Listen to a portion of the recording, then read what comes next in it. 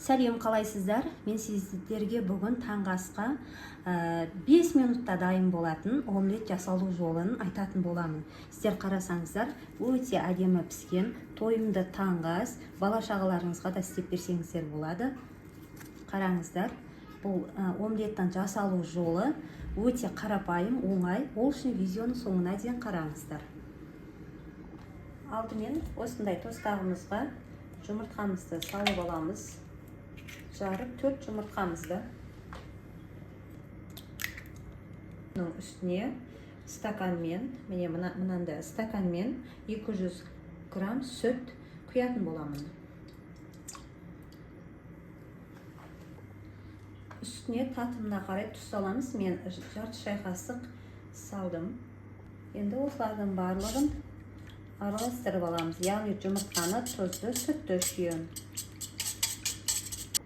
Енді осы масалқының үстіне осы сүт құйған стаканның көлемінде ұн салатын боламыз. Сонда екеуінің өлшемі бірдей болады.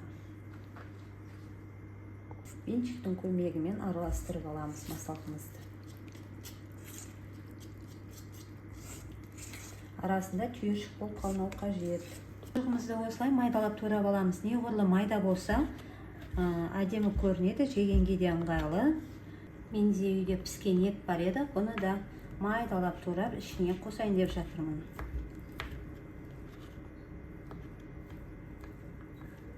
Осы туралған масалқыларымыздың барлығымен кішкене аскөк қосып жібердім. Қатты көп болса балаларым жемейді.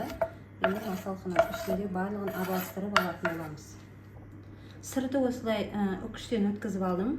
Қатты майда жақ емес. Сәл кішкене әрлеу жағынан. Астын майлап жіберуіміз қажет, болмаса жабысып қалады.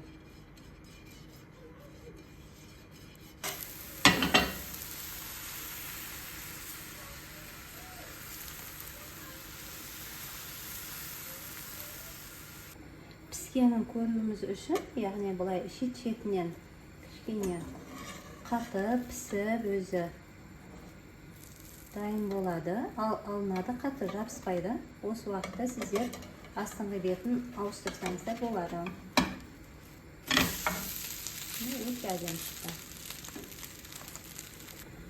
Ірімшігіміз осылай бетінде еріп жатқан кезде, кішкене еріген кезде біздің